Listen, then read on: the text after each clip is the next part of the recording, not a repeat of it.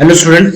देखो यहाँ पे जो हमें न्यूमेरिकल प्रॉब्लम गिवन है वो है आपके पास Natasha is being constantly scolded by her mother for being unfit. Clear. She decide to lose weight by lifting a mass 10 kg। Means उसने ये डिसाइड किया कि वो अपना मास जो है वो रिड्यूस करेगी और मास को लिफ्ट कर रही है। और वो कितना लिफ्ट कर रही है? 0.5 मीटर लिफ्ट कर रही है और 100 टाइम लिफ्ट कर रही है। तो फर्स्ट केस में आपको डिटरमाइन क्या करना है कि work done by against the gravitation force. Gravitation force के अगेंस्ट उसने वर्क कितना किया। और सेकंड उसने क्या दे रखा है? If fat stored in her body supplied 3.8 into 10⁻⁷ joule of energy पर केजी। मतलब 1 kg में इतना एनर्जी जो है वो प्रोवाइड करा रहा है फैट। तो and is converted to mechanical energy with 20% efficiency. और एफिशिएंसी उसकी दे रखी है कितनी है? 20%। How much fat is used by Natasha.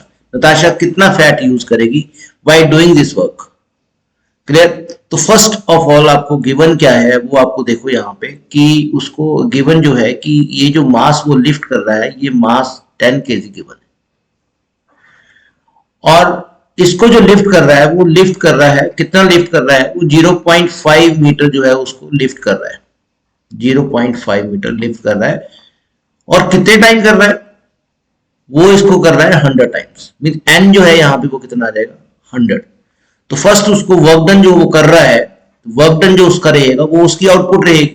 तो आउटपुट जो यहाँ पे मिलेगी उसको, वो जो आउटपुट वर्क जो कर रहा है वो आउटपुट है यहाँ पे।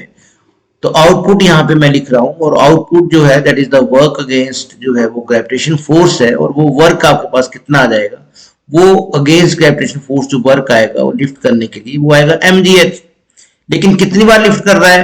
तो 100 टाइम लिफ्ट कर रहा है तो n टाइम्स फोर्स लिफ्ट कर रहा है तो n mgh आ जाएगा।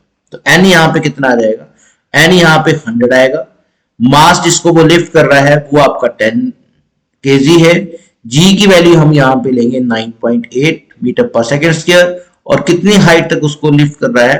वो 0.5 मीटर तक उसको लिफ्ट कर रहा है।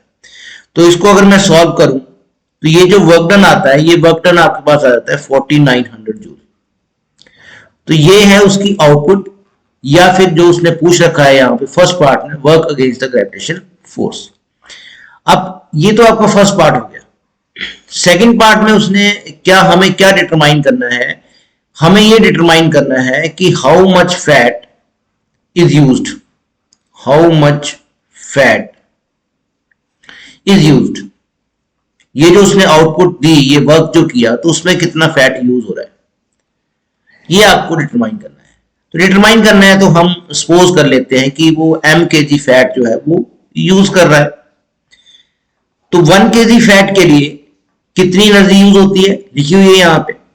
If fat stored in her body supply, जो फैट है वो एनर्जी सप्लाई कर रहा है कितनी? 3.8 into 10⁻⁷ जूल पर केजी। मीन्स 1 kg जो फैट है वो एनर्जी जो सप्लाई कर रहा है वो कितनी कर रहा है? 1 kg फैट जो है वो सप्लाइड एनर्जी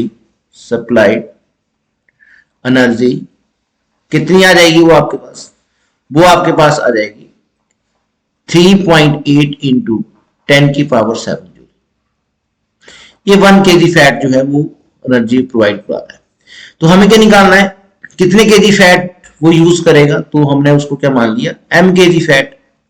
तो m kg फैट जो एनर्जी सप्लाई करेगा वो कितना एनर्जी सप्लाई करेगा? वो एनर्जी सप्लाई करेगा m into 3.8 into 10⁻⁷ जूल। और ये उसकी क्या बन जाएगी? ये इनपुट है जो फैट जो है उसकी बॉडी के अंदर वो एनर्जी प्रोवाइड करा रहा है। और ये उसकी जो फर्स्ट पार्ट में है वो उसकी क्या है? आउटपुट। आप देखो एफिशिएंसी यहाँ पे गिवन दे रखी है उसकी कि जो एफिशिएंसी है वो कितनी है? वो 20% है। तो एफिशिएंसी की अगर मैं बात करूं तो एफिशिएंसी मेरे पास क्या आएगी?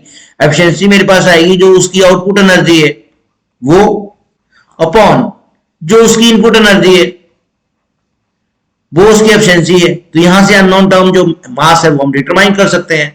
तो एफिशिएंसी यहाँ पे 20% है तो हम क्या लिख रहे हैं? 20/100 इज इक्वल टू आउटपुट जो वर्क कर रहा है ग्रेविटी के अगेंस्ट जो है वो 4900 जूल है। तो आउटपुट जो है वो दैट इज योर 4900 जूल आ जाएगी।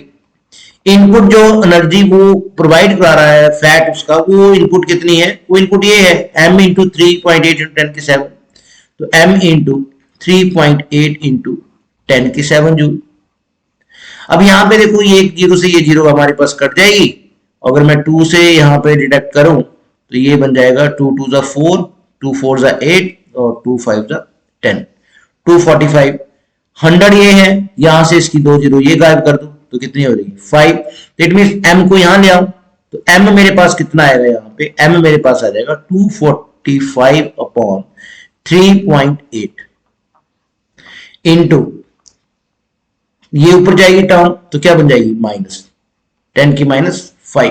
अब एक डेसिमल से ये 10⁻⁴ रह जाएगा और 245 को 38 से अगर मैं डिवाइड करूं तो ये मेरे पास आता है 6.45 इंटू 10⁻⁻⁴ kg। तो ये हमारे पास जो है वो m यहाँ पे वैल्यू जो आ रही है वो 6.45 इंटू 10⁻⁴ kg आ रही है।